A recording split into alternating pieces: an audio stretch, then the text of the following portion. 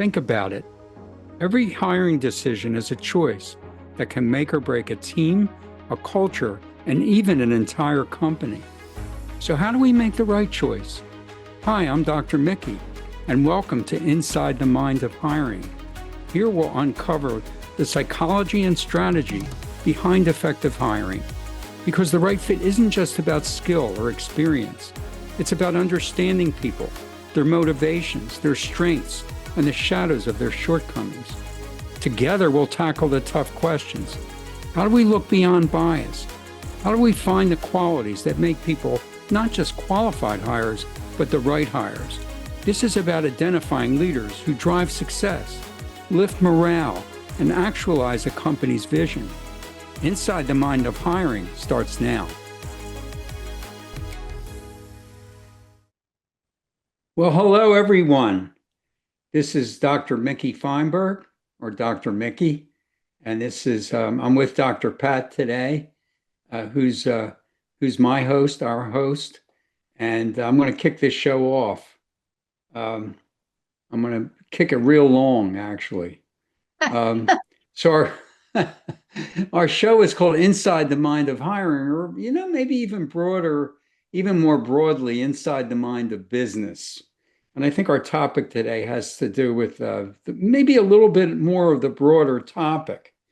So we're going to today our episode title today is Think Like an Owner, Act Like an Owner, and Be Freaking Indispensable. Unemployment numbers are going up. Job openings are scarcer. Businesses are being more selective. So when you're on the job or job hunting, it's extra important to think like an owner and act like one, but not to be too presumptuous about that, but think like an owner and act like one. Be indispensable. Because if you do, you'll stand out and you'll weather the layoff storms and the AI onslaught. And, you may even come to mind for promotions and maybe get enough accolades and feel enough of yourself and enough confidence to start your own business. How do you like that? So how does one think and act like an owner? It might be obvious to some of you. And I want to keep this simple. I want to talk about jobs that we all know and see, jobs that I see just like you. And I want to talk about my experience with people that are doing this job and whether or not they're acting and thinking like owners. So I want to talk about something that I didn't even plan to talk about. I remember years ago going to a new restaurant that opened up and not too far from me, and had been open for about a week. So I broke one of my rules. When something is just opening, maybe you don't go because it's too crowded. So we went anyway, broke one of my rules. It was a Thursday night. We figured maybe it wouldn't be too bad, but it was mobbed, really crowded. There was a big group waiting and all that kind of stuff. And if you know me, you know that I don't like to wait in lines and I don't like to wait for anything. So we decided that my wife and I walked out. We on our way to the parking lot. We were already talking about other places that we want to go to. And all of a sudden I hear somebody behind me, hey, stop. Listen, I'll make this work for you. I'll make this work for you. Well, it turned out to be the business owner following me to the parking lot. And he said, I said, hey, look, I really appreciate you doing this. I've never been stalked like this by a business owner. I said, we'll come back. Don't worry. I said, we'll come back. He said, I don't want to lose a customer tonight. I want to make this work for you. Come on back with me. So we went back, and maybe in about 15 minutes, we had a table and we had a great time. This was the owner of the business. When you think about it, if that restaurant was being run and overseen by a regular good manager, how often do you think I'd have a manager even come running after me in the parking lot, following me and my wife and getting us to come back. I mean, it was pretty, I couldn't resist. So I went back and we actually had a good experience. And but that guy was certainly not only the owner, he was thinking and acting like one. Really interesting to me. So let's go not necessarily to the ownership level. I remember writing an ad. There used to be a really wonderful thing that newspapers offered. Not only did they put out ads for jobs that companies would pay for to hire people, they had a section called Situations Wanted. So you could write about yourself and maybe a job that you're looking for in the overall ad section of the. It was a big metropolitan newspaper called the Philadelphia Inquirer. So my mother-in-law was in her early to mid 60s, and I wrote an ad for her. I wanted to help her get a job, and she just wanted a basic service job, and so I decided to write an ad for her. And one of the lines that I used was, you know, I'm going to go out of my way to delight your customers. I'm going to go out of my way to delight your customers, not satisfy them, to delight them. And I said, Mom, you got to do this. You got to be willing to do this because, this is, I'm advertising for you here. And she said, I will. She said, Mickey, I'm going to do that. And she was a little bit reserved, very nice, but a little bit reserved. But when she said something, that's how I read her. It seemed to always mean something. She's one of these people that not blab for the sake of blabbing. When she said something, it meant something. So I had a lot of faith in her. Within a week, she had an interview with a very well-known car dealership in the area and very successful car dealership. And they made her an offer for a telephone service job, which she really liked. She liked the whole idea. Late afternoon, early evening job they had about three or four dealerships in the area. And it was a main dealership, and she was located there. She wasn't working remotely. They didn't have that at the time. So she had to go there, and her boss was the owner's wife. So she was watched by somebody that really cared about whether she was going to follow the law of delighting customers.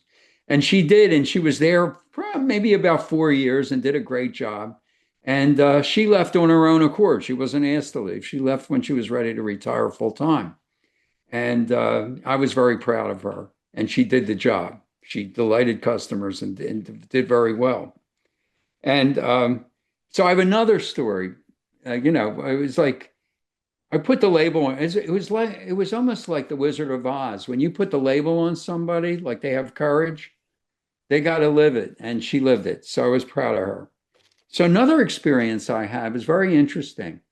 I bought I live near Philadelphia, and I bought a $200 gift card through my daughter. My daughter actually handled the transaction at an upscale retailer, a $200 gift card at a retailer that my sister, who lives in Palm Beach, really enjoyed shopping. And she really enjoyed going there and buying things.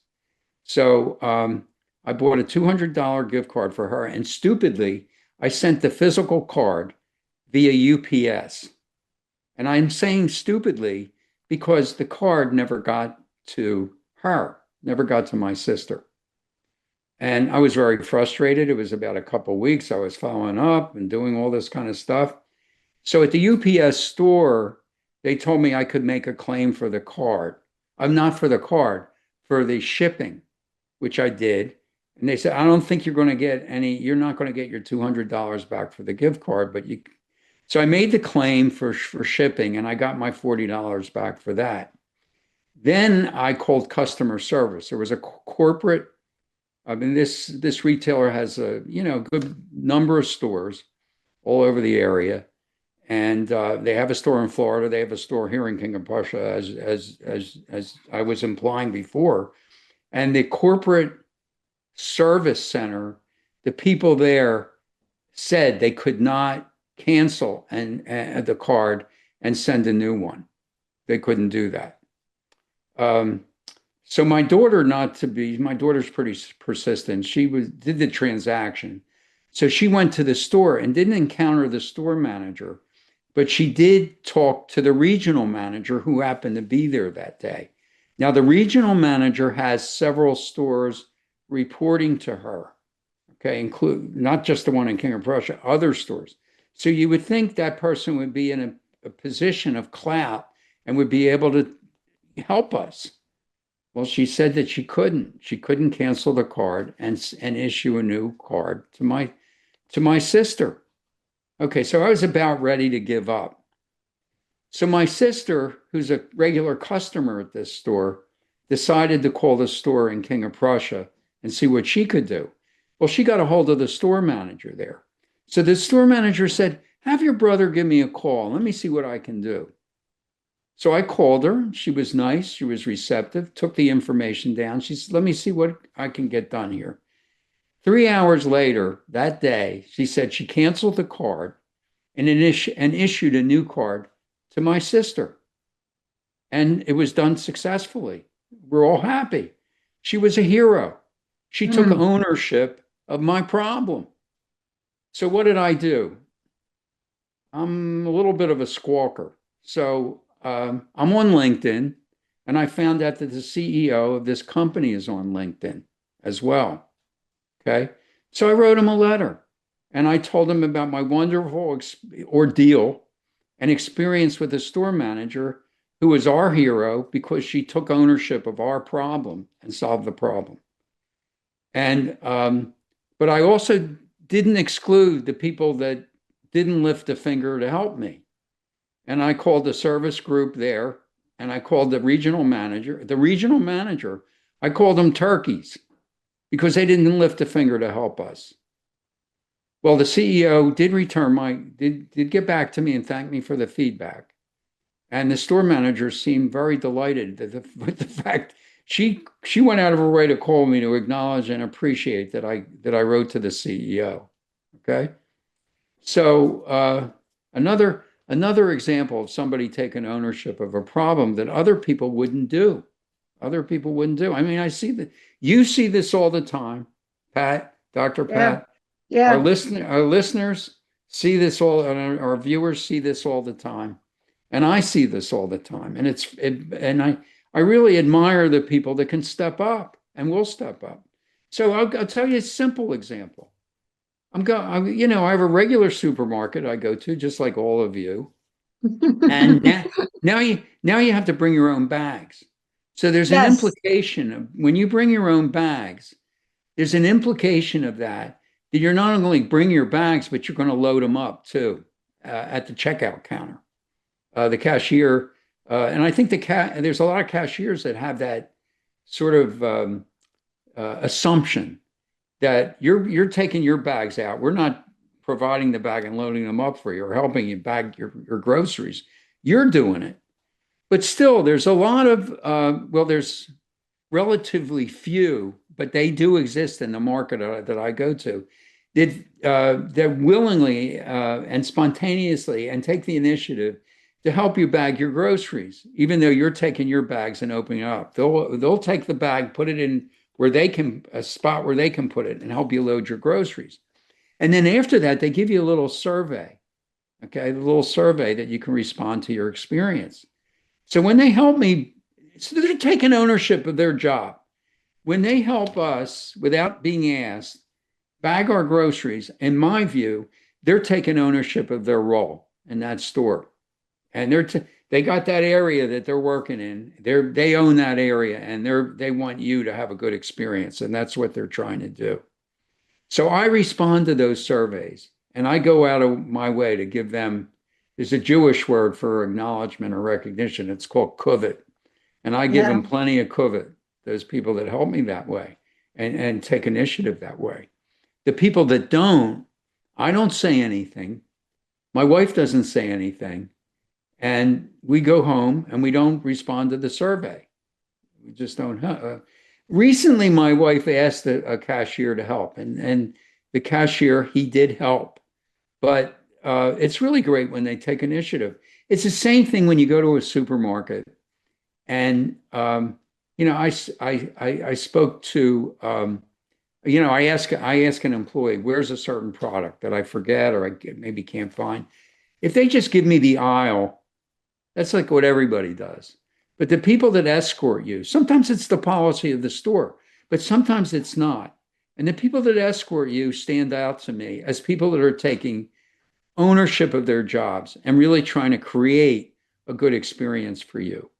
And I really go out of my way in those situations to acknowledge those employees. And there was an employee I remember in the bakery. I like chocolate covered pretzels, dark chocolate in particular, Yay! dark chocolate. So they didn't have any that they put out, and they were mixing them with other kinds of chocolate that I didn't want. So I went to the employee. She was the only one there behind the bakery counter. She was the only one there, and she said, I asked her to go, please see if she could find me some dark chocolate pretzels. She said, "Sir, I'm the only one here today. I really can't do that." Um, Very disappointed. Uh, Other employees that I saw alone back there would do it, but this one didn't. She didn't do it, and I remember that. She stood out to me as being infamous, not famous. Okay. So I don't like to badmouth people, but if they solicited me in a survey, I would talk about my experience with that particular employee. The employees that stood out to me in a positive way, the ones that didn't. So I don't think it takes a lot of time and effort to stand out and take ownership of your job. I really don't. And if you don't, it really stands out. And believe me, CEOs and business owners talk about this stuff all the time. They know what's going on in their stores, even though may not be there or whatever business they own. They're going to talk about the employees that stand out to their customers and make a difference for their customers. And they're going to talk about employees who are cited as not, and it's sort of behaving in the opposite ways of taking ownership of their jobs. It's really, they know, customers know, and the owners and CEOs know, believe me. So I have one more story. Um, I hope I didn't miss any before, but I have one more story about what I call the diamond in the rough sales assistant. Now, this company, you may have heard me talk about them before. They're a manufacturer of upscale office furniture. So their customers are businesses because they buy this beautiful, highly designed furniture, just fabulous. And they have regional offices around the country, around the U.S., and in some key cities globally, like in Paris, London. That's where they belong. So they're in those kinds of cities as well.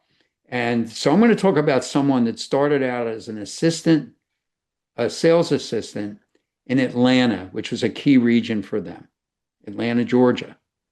And she was a sales assistant. She was so good at being a sales assistant that existing customers and new customers started to come to her because they heard about her reputation, how great she was at helping customers. Okay, she wasn't a seller; she was a sales assistant. But all the customers started to come to her to buy from her. So the company couldn't help it. They promoted her to a seller, to a they call sales representative. Okay, and she was outstanding in that job, outstanding as a seller, direct seller. Then they promoted her. She was so good at that, she just killed it as a seller. She became the regional manager in Atlanta. How do you like that? And that's when this business psychologist met her because they wanted me to test her or assess her, evaluate her for division management potential. So not only would she manage the store and the region, the showrooms were beautiful. These showrooms were outstanding. They were almost like art galleries. They were, but big, much bigger than a typical because they had furniture. And these showrooms, I just love visiting the showrooms because the furniture was like art to me. And But they wanted me to assess her for division manager. Hands down, I thought, I didn't even know why they asked me. Well, you're managing multiple regions. There's a big step up there. It's a very big step up. So they wanted me to talk about her potential for that role. And I recommended her hands down for a division management role. And then they promoted her to that. Now, remember, she started as a sales assistant and took such ownership of her job that she became a seller successfully, and then a regional manager in Atlanta, now a division manager. So she had Atlanta, the Carolinas, Florida. She had Dallas and Houston in Texas. So this gal was really doing it and really performing well as a leader. And lo and behold, guess what? After 3 to 5 years, I think it was maybe just somewhere between 3 to 5 years, they promoted her to the company to be the company president, from sales assistant to the company's president. And she was outstanding in that job before she actually retired. She did that job very well for about 5 years. But it was always very amazing to me that she thought like an owner, she acted like an owner, she was clearly indispensable, and she skyrocketed like a rocket ship in that business and became the president of that company. She was reporting to the owner. At the time, the business was privately owned. Now it's owned by a real big furniture business called Herman Miller. You may have heard of that. Yeah. So they were a pretty big chunk for Herman Miller to absorb, but they absorbed this company into Herman Miller. So I always thought that was just a great, great story. So what do you think about all that, Dr. Penn? I'm going to tell you what I think. I think that those are the stories that great businesses are built by. But here's the dilemma. I'm going to call you out, Hilton, for a minute. Okay. Because I'm a Hilton Rewards member. You have paid for, you have been amazing. But here's our next show. What do you do when AI destroys customer service? So those people that you referenced, they had control to a point. They didn't have a system. They could say, Dr. Mickey, I'm going to get you that chopped meat. Wait a minute. Let me show you the chopped meat. Oh, wait. Let me show you the really good chopped meat, right? Right. We're entering a new world now.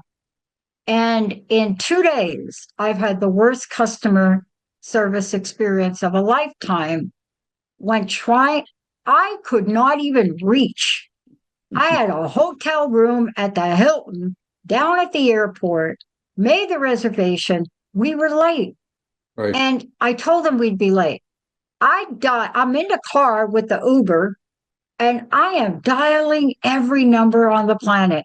And finally I said, are you a real person? And they said, let me connect you. I was in a loop for 45 minutes. Oh my God. No, for real. Now,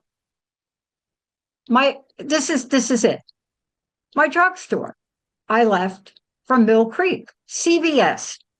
They had a rough start. They put in all sorts of systems with what looked like 10 people, everything automated. Horrible customer service.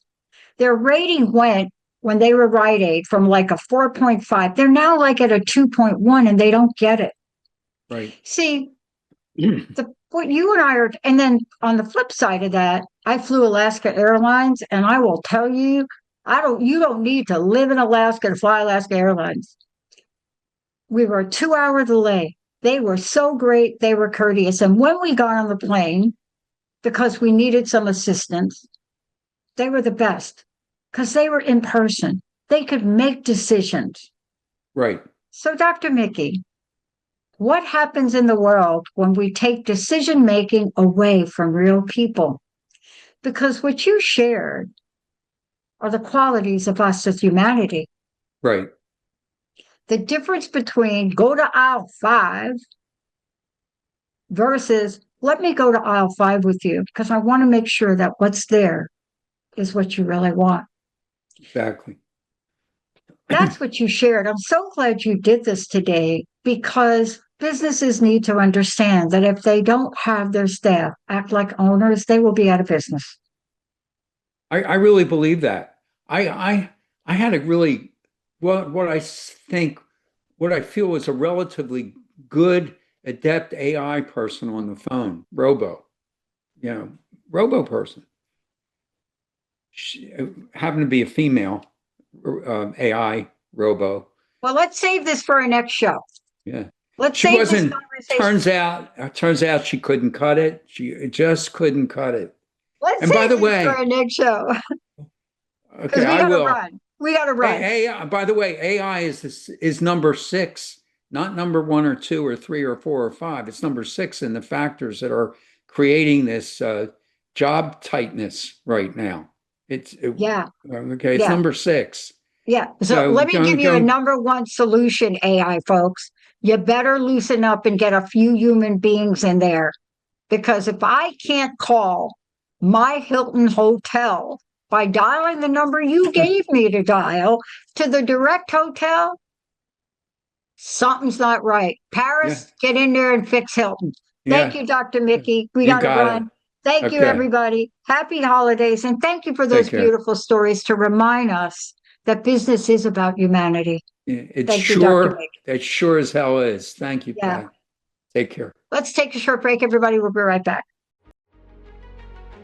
You have been listening to Inside the Mind of Hiring with me, Dr. Mickey Fineberg. Tune in the first and third Tuesday at 11 on Transformation Talk Radio to discover the psychology of making successful hiring decisions.